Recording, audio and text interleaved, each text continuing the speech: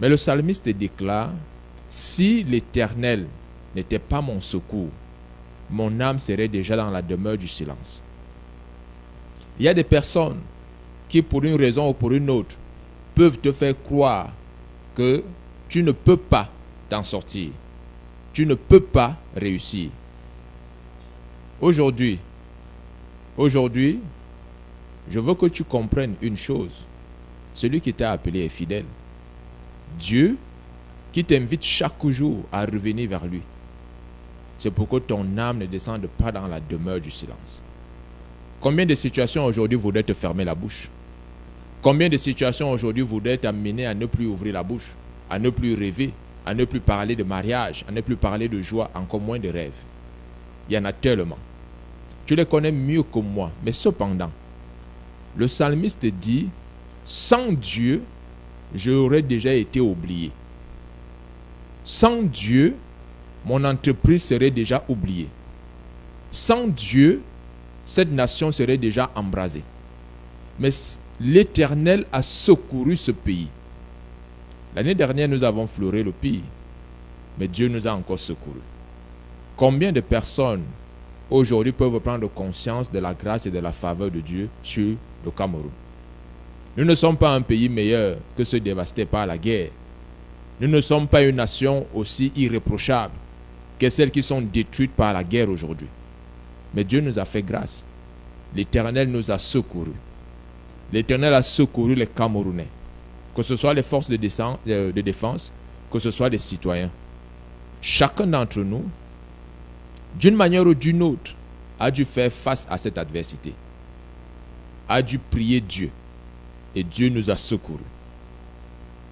Je veux te faire comprendre une chose ce soir, en ce moment. Dieu est ton secours.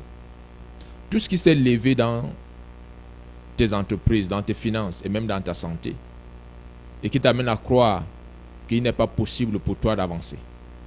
Peut-être que c'est aujourd'hui ou hier que tu as eu tes résultats et on t'a dit que tu es atteint d'une maladie rare ou d'une maladie dite incurable. Je peux te dire que tu es capable de guérir. Tu es capable de redonner la vie à tes cellules attaquées.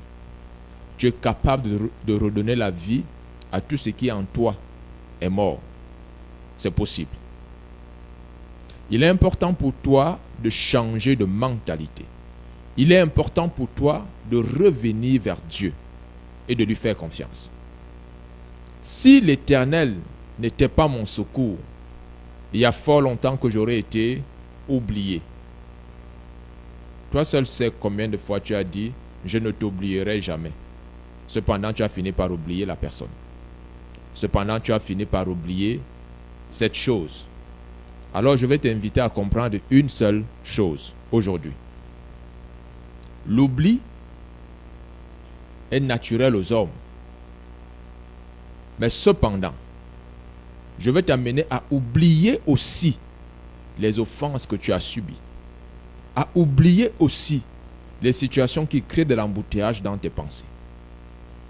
Si aujourd'hui, tu maintiens cet embouteillage dans ta tête à cause des événements passés, il y a des personnes qui ont mal géré peut-être leur carrière et qui aujourd'hui, à un certain âge, estiment qu'ils ont commis tellement d'erreurs qu'il n'y a plus d'espoir. Je vais te dire aujourd'hui, Dieu te console. La consolation n'est pas la lâcheté, encore moins l'apitoiement sur soi-même. Au contraire, la consolation te permet de sortir de cet inconfort dans lequel ton passé et tes pensées te maintiennent.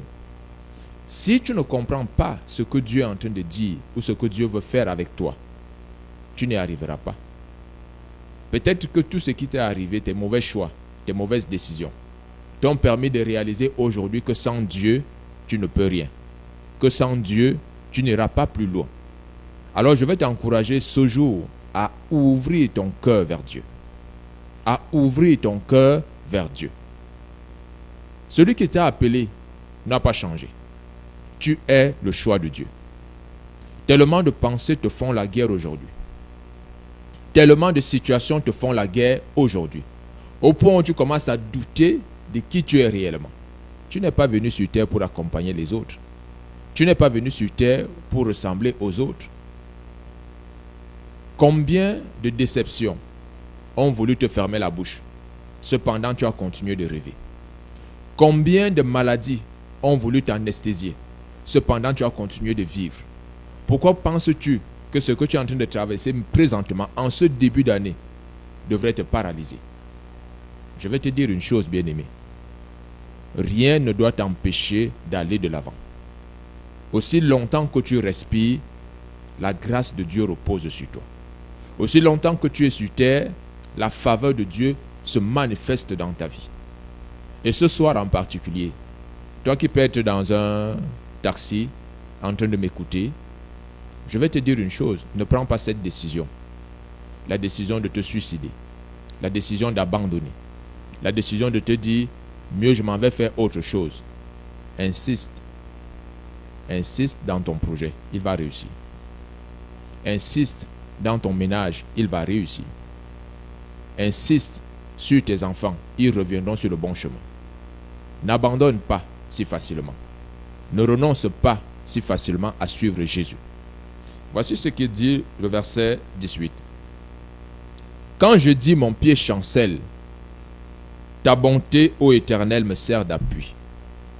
Quand je dis mon pied chancelle. Aujourd'hui, est-ce que tu réalises qu'il y a tellement de choses qui aimeraient te faire chanceler? Il y a tellement de choses qui aimeraient te faire ne plus venir dans la présence de Dieu. Ici, le psalmiste dit, quand je dis mon pied chancelle, vous pouvez marcher avec Dieu. Vous pouvez être fidèle à votre femme pendant des années et puis un jour, l'infidélité s'infiltre. Lorsque celle-ci s'infiltre, ne continue pas comme si rien ne s'était passé. Au contraire, prends conscience qu'une guerre vient de s'éclater. Une guerre vient de débuter. Une guerre contre ta propre personne, ton intégrité, mais aussi une guerre contre ta famille.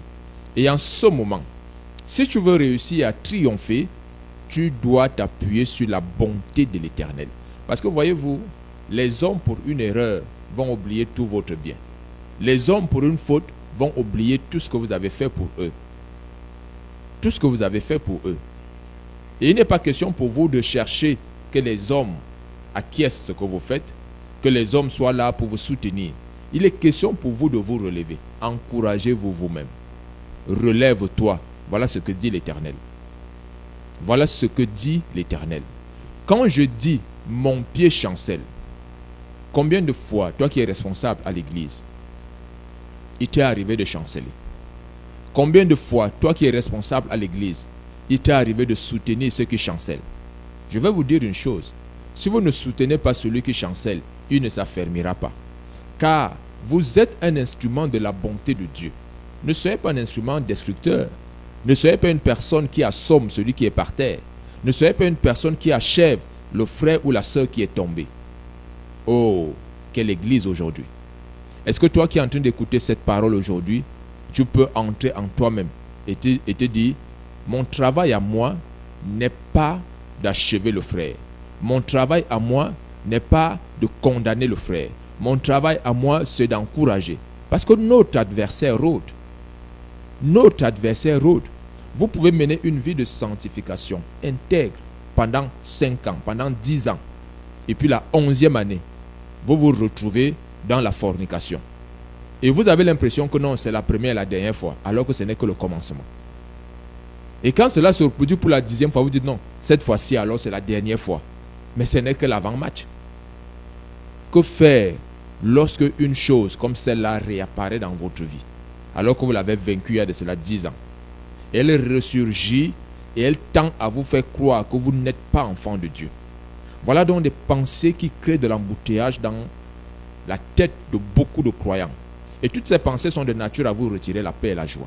Voilà autant de choses qui font en sorte qu'aujourd'hui, vous n'arrivez pas à persévérer dans la joie, dans l'amour, dans la lecture, dans la prière. Parce que voyez-vous, la vie de péché vous empêche de prier. La vie de péché va vous empêcher d'être joyeux. La vie de péché va vous empêcher de servir Dieu comme Dieu veut. Vous pourrez le faire comme vous voulez. Mais est-ce que vous le faites comme Dieu veut? N'appliquez pas sur Dieu les proverbes que les hommes ont créés sur terre. Les proverbes que les hommes pratiquent. Si je ne t'aime pas comme tu souhaites, ça ne veut pas dire que je ne t'aime pas de tout mon cœur. Non. Si tu n'aimes pas Dieu comme il veut, ça veut dire que tu ne l'aimes pas de tout ton cœur. Aimer Dieu de tout son cœur, c'est l'aimer comme lui il veut. C'est l'aimer comme il veut. Parce qu'en vérité, l'amour que vous avez pour le poulet ou pour le poisson, vous l'aimez vraiment de tout votre cœur. Vous l'aimez de tout votre cœur. C'est la raison pour laquelle vous faites de l'élevage. Je vais vous encourager aujourd'hui à comprendre que vous pouvez chanceler pendant des années, mais n'abandonnez pas de vous tourner vers Dieu. Il y a des hommes qui aujourd'hui sont établis à l'église, non pas pour prendre soin du troupeau, mais pour juger le troupeau. Pourtant, le juge arrive. Le juge est en chemin. La parole que j'apporte auprès de vous, c'est le repos. C'est une vision que Dieu m'a donnée, car beaucoup d'enfants de Dieu manquent de repos, manquent de paix intérieure. Vous savez, aujourd'hui à l'église, on joue des rôles. Aujourd'hui à l'église, chacun vient avec des masques. Il y a un qu'on présente à l'église, il y a un autre dès qu'on sort, un autre au bureau, etc. Or, je vais te dire une chose. Si tu es enfant de Dieu, ta nature, tu devrais la conserver en tout lieu, en tout temps. Qu'est-ce que tu es en train de faire aujourd'hui? Est-ce qu'aujourd'hui, tu réalises que Dieu t'invite à sortir de l'hypocrisie religieuse, à sortir du candidaton? Il ne faudrait pas seulement que les hommes cherchent à plaire aux hommes. Bien aimé, chercher à plaire à Dieu. Je dis souvent aux gens à l'église, je ne vous aime pas. Parce que si je commence à vous aimer, vous êtes si nombreux que je ne pourrais satisfaire aucun d'entre vous. Autant mieux aimer Dieu. Parce que lui, il est seul, il est unique. Et si j'aime Dieu, cela me permet de vous servir, vous. Cela me permet de vous servir. Jésus a demandé à Pierre, m'aimes-tu plus que les autres? Et si tu m'aimes, prends soin de mes brebis. Et aujourd'hui, on voit donc des pasteurs qui ne comprennent pas qu'ils doivent aimer Dieu. Si vous aimez Dieu, vous allez toujours être là pour relever un frère ou une sœur qui est tombé. Si vous aimez Dieu, vous allez vous aimer vous-même et vous allez vous-même vous relever des situations de honte. Je vais te dire une chose, bien-aimé. Tu n'es pas créé pour échouer. Mais Dieu sait que tu peux tomber. Dieu sait que tu peux traverser des zones de baisse de tension. Dieu sait que tu peux traverser des zones où tu ne peux même pas expliquer ce que tu es en train de vivre. Dieu le sait. Et c'est particulièrement à toi que je m'adresse aujourd'hui. Il y a des pensées qui s'agitent en foule à l'intérieur de toi. Il y a des pensées qui te font la guerre. Présentement, tu ne sais quelle entreprise, quelle orientation donner à ta vie, à ta carrière, à ton foyer, à ton ministère. Et tu es en train de tourner en rond. Et lorsque tu te tournes vers les hommes, ils sont champions pour te dénaturer davantage. Voyez-vous aujourd'hui, si vous venez avec une idée innovante, vous dites, voici comment je voudrais faire. Non, on ne fait pas comme ça. Parce que les hommes ont horreur du nouveau. Ils ont horreur, ils préfèrent rester dans le confort qui en réalité ne les satisfait pas. Mais au moins, ils sont sûrs de cet inconfort qu'ils trouvent au confort. Permets-moi de te dire une chose aujourd'hui. Dieu t'invite à changer de paradigme. Dieu t'invite à aller de l'avant. Lorsque je dis mon pied chancelle, ta bonté, ô Éternel, me sert d'appui. Lorsque ton pied chancelle, cherche la bonté de l'Éternel. Lorsque ton pied chancelle, cherche la faveur de Dieu. Ne cherche pas la bonté des hommes, parce que je peux te dire une chose, ils ne seront jamais bons. Encore, ils peuvent être bons selon leurs limites. Parce que si vous dites à un pasteur, j'ai forniqué, une fois, deux fois, trois fois, 10 fois, la 11e fois, il va te prêcher. Il va te prêcher. Si tu reviens pour la 20e fois, il dira publiquement que tu es une Jézabel ou alors tu es un frère qui est venu détruire l'église. Cependant, tu es en train de lutter contre une chose que tu reconnais être pas bien du tout. Tu es en train de lutter contre un désespoir. Tu es en train de lutter contre un rêve que tu veux voir accompli. Mais aujourd'hui, les gens ne savent pas encourager les autres. Bien aimé, notre adversaire rôde et chaque jour il frappe. Chaque jour il détruit. Chaque jour il amène les hommes à renoncer à marcher avec Jésus. Savez-vous que Jésus dit clairement que l'Esprit de Dieu est sur lui et il a oint pour apporter de bonnes nouvelles, mais aussi pour guérir les cœurs brisés. Ceux qui ont les cœurs brisés ont trop d'embouteillages dans leur tête. Ceux qui ont les cœurs brisés ont trop d'embouteillages dans leur cœur. Ils ne savent pas vers quoi ou vers qui se tourner. Ils ne savent pas comment procéder pour pouvoir aller de l'avant. Peut-être ton cœur est brisé aujourd'hui à cause d'une déception, à cause de la perte d'un emploi, à cause du refus d'un visa, à cause d'un échec à l'école ou à un concours, ou simplement parce que tes enfants ne sont pas sur le bon chemin, ou parce que ta femme n'est pas sur le bon chemin. Mais est-ce qu'aujourd'hui tu peux réaliser que Dieu t'interpelle et Dieu t'invite à voir les choses différemment? Dieu t'invite à voir les choses différemment. Celui qui t'a appelé est fidèle. Est-ce que tu peux réaliser que cet embouteillage qui est créé dans tes pensées n'a pour seul objectif que te paralyser, que t'anesthésier? Et si en début d'année, si aujourd'hui, tu n'arrives pas à comprendre que tu dois absolument assainir tes pensées. Parce que si tu penses maladie, si tu penses négatif, si tu penses peur, si tu penses doute, je peux te garantir que tu n'y arriveras pas. Je peux te garantir que tout ce que tu es en train d'accomplir aujourd'hui, tu ne le feras pas dans l'excellence. Tu vas te contenter de la médiocrité et tu te diras, c'est ce que tout le monde fait, donc moi aussi je peux le faire. Je m'adresse à vous qui avez des pensées agitées. Parce que vous avez un certain âge, vous n'êtes pas marié. Vous avez un certain âge et vous n'avez pas construit. Vous n'avez pas d'enfant. Et du coup, une foule de pensées naissent en vous. Certaines de ces pensées vont vous dire, allez voir un peu telle personne qui connaît telle personne qui peut faire ceci. Certaines pensées vont vous dire, essayez un peu de prendre la route du désert pour aller vous chercher aussi en bain. Certaines pensées vont vous dire, c'est mieux pour vous de rentrer au village. Certaines pensées vont vous dire, ça ne sert à rien d'aller à l'église. Ça ne sert à rien de prier Dieu puisque ça ne fonctionne pas. Autant de pensées qui créent l'embouteillage dans vos têtes. Si vous prenez une voiture et que vous êtes coincé dans un bouchon, le stress viendra naturellement. Le fait pour vous d'être dans un bouchon va naturellement amener le stress, va naturellement amener quelque chose qui va vous rendre inconfortable à l'intérieur de vous. Et à partir de cet instant, et à partir de ce moment, je veux t'amener à comprendre une chose.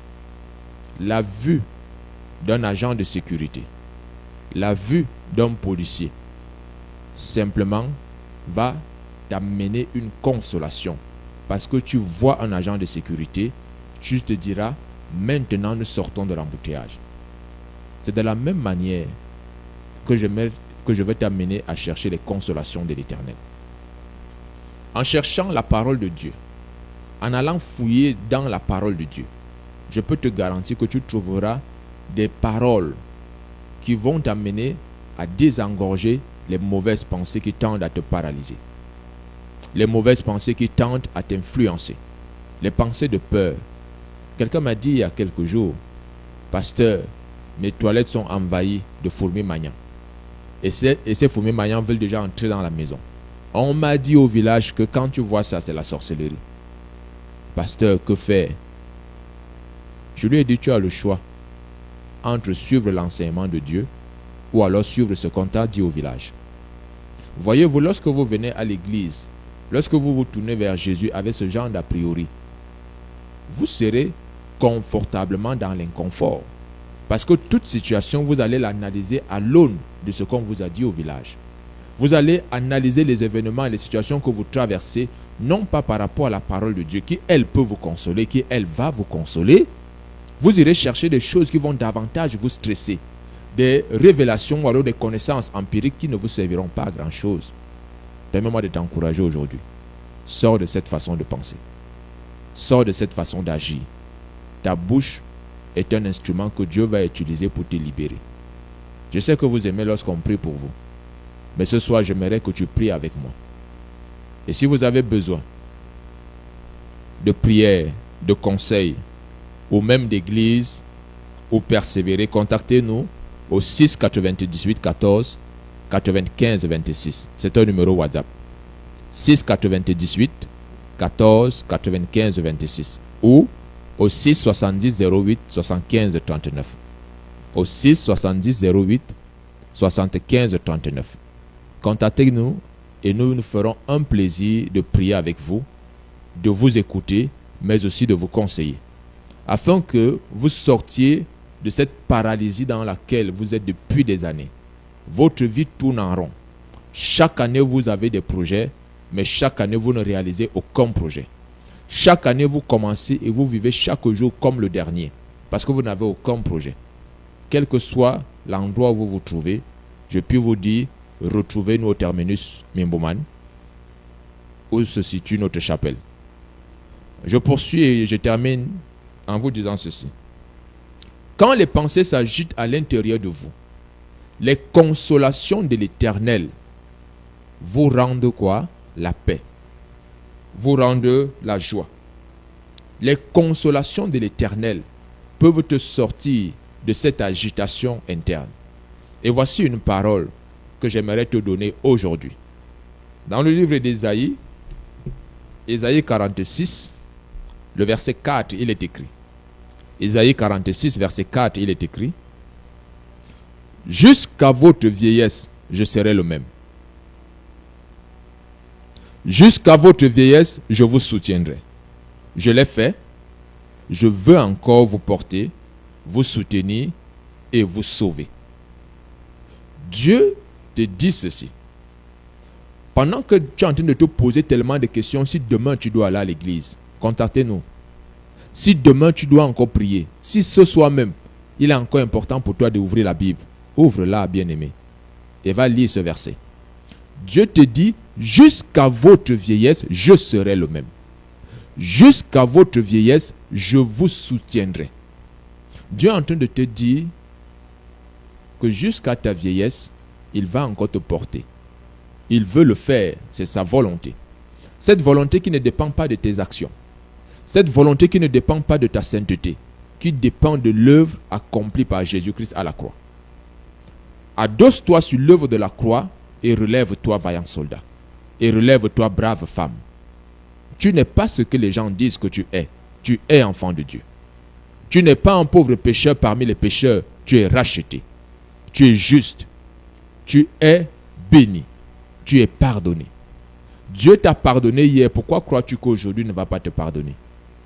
Dieu t'a délivré hier. Pourquoi tu qu'aujourd'hui ne va pas le faire? Dieu t'a libéré hier. Pourquoi penses-tu qu'aujourd'hui il ne le fera pas? Bien-aimé, je vais te dire une chose. Je veux que tu pries avec moi ce soir. Je veux que tu pries avec moi. Il y a l'embouteillage dans tes pensées par rapport à l'œuvre de Dieu. Toi qui es serviteur de Dieu. Tu ne sais pas si tu dois renoncer, si tu dois persévérer. Parce que ça fait des années, tu prêches, tu pries, mais c'est comme si rien ne bouge. C'est comme si rien ne change, rien n'évolue. C'est comme si tu as atteint ton plafond de verre. Ton église, c'est entre 20 et 50 personnes. Entre 50 et 100 personnes, pas plus. Tu ne sais quoi faire. Permets-moi de te dire aujourd'hui, si hier Dieu t'a soutenu alors que tu n'avais personne, et t'a permis d'avoir 100 personnes, Dieu va t'amener à avoir 1000 personnes. Si hier, tu voulais monter une entreprise et tu n'avais pas de financement, et tu as pu avoir un financement, ce n'est pas parce que l'entreprise n'a pas encore décollé que tu dois changer. Dieu a pourvu hier. Dieu amène aussi des partenaires et des clients. Dieu amène aussi des partenaires et des clients dans ton entreprise. Tu es millionnaire. Confesse-le, je suis millionnaire. Dieu dit que celui qui t'a appelé est fidèle et c'est lui qui va le faire. Je voudrais que tu pries avec moi, bien-aimé, parce que Dieu dit dans Ésaïe 46, verset 4, Dieu dit, jusqu'à votre vieillesse, je serai le même. Jusqu'à votre vieillesse, je vous soutiendrai. Je l'ai fait, je veux encore vous porter, vous soutenir et vous sauver.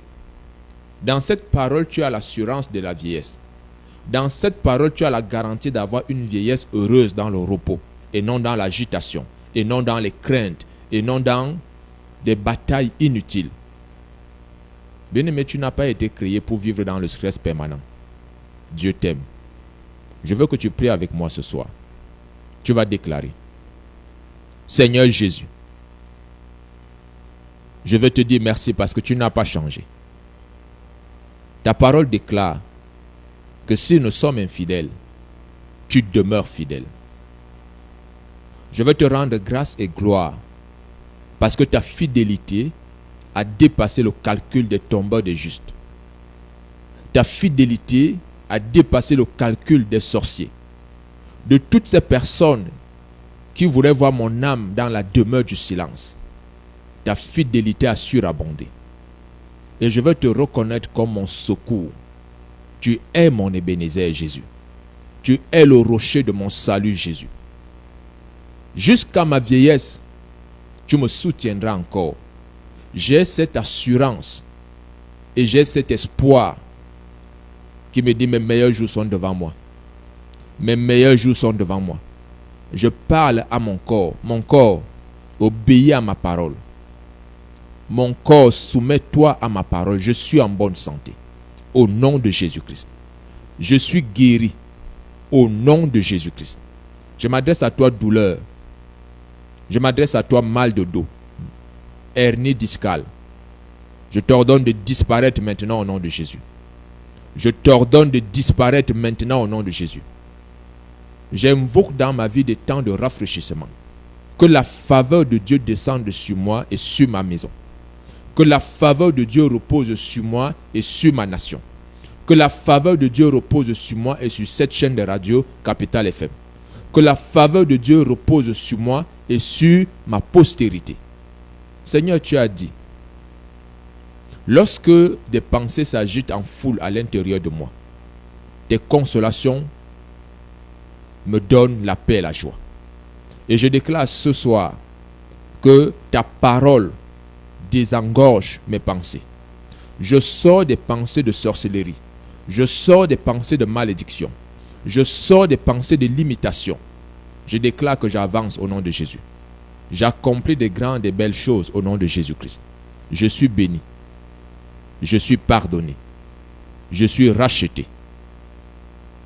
L'acte dont les ordonnances me condamnaient a été effacé. L'acte dont les ordonnances me condamnaient a été effacé. Donc, maladie, je ne te dois rien. Je t'ordonne, prostate, de quitter mon corps. Je t'ordonne, mal de genoux, rhumatisme aigu. Je t'ordonne de quitter mon corps au nom de Jésus. Je commande un cartilage nouveau dans mes genoux.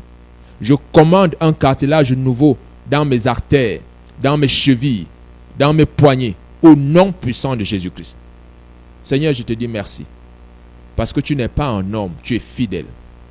J'ordonne maintenant à mes organes de recevoir la vie, à mes organes d'être libérés. J'ordonne maintenant à mon commerce de prospérer au nom de Jésus-Christ. Je suis millionnaire. Je sors des dettes. Tout ce qui était source de stress sur le plan financier, je le paralyse maintenant au nom de Jésus. Je ramène toute pensée captive à l'obéissance de Jésus. Argent, tu te soumets à ma parole. Argent, localisez-moi et je vous ordonne de vous manifester dans ma vie. Au nom de Jésus-Christ. Je commande à l'argent, à la prospérité d'être avec moi. Seigneur Jésus-Christ, tu as dit que voici les miracles qui accompagneront ceux qui auront cru. J'impose les mains sur ma tête maintenant et je commande à mon corps de recevoir la guérison. Je commande à mon cerveau de recevoir la guérison. Je suis affranchi de l'oubli. Je suis affranchi de l'oubli. Au nom puissant de Jésus-Christ. Je déclare que j'oublie ce qui est mauvais et je me souviens de tout ce qui est bon au nom de Jésus-Christ. J'ordonne à mon être de recevoir la vie maintenant au nom de Jésus-Christ. Au nom puissant de Jésus-Christ. J'élève ma voix en faveur de toi qui as fait cette prière avec moi. Je scelle cette prière au nom de Jésus-Christ. Je scelle cette prière dans le sang de Jésus. J'appelle dans ta vie la faveur de Dieu. J'appelle dans ta foi la faveur de Dieu. J'appelle dans ta maison la grâce divine. La grâce divine. Dieu te dit ce jour, jusqu'à ta vieillesse, je serai le même. Celui qui a fendu la mer Rouge hier, déchire de même ce voile de disgrâce dans ta vie. Déchire de même ce voile de célibat dans ta vie. Celui qui a fendu la mer Rouge hier, fend en même temps la pauvreté dans ta vie. Tu accèdes à la prospérité. Tu accèdes à la faveur financière. Tes entreprises sortent de la stagnation au nom de Jésus. Bien-aimé, sois béni. Et que ta foi prospère. Et que ta foi prospère. Permettez-moi encore de vous dire, si vous avez besoin de prières, de conseils ou même d'église ou persévérer, contactez-nous au 6 98 14 95 26 ou au 6 70 08 75 39. Que Dieu vous bénisse. Suivez notre annonceur. Shalom. Bienvenue dans l'émission Tu es le choix de Dieu sur Capital FM avec le pasteur Christian Togo. Un ministère d'enseignement qui se concentre sur le repos et l'autorité du croyant qui découle de la parole de Dieu. La parole de Jésus-Christ, source intarissable de transformation de vie. De désespéré que j'étais, elle m'a rempli d'espoir et d'assurance. Si vous avez goûté que le Seigneur est bon, approchez-vous de lui avec assurance. Alors, voilà Christian Togo.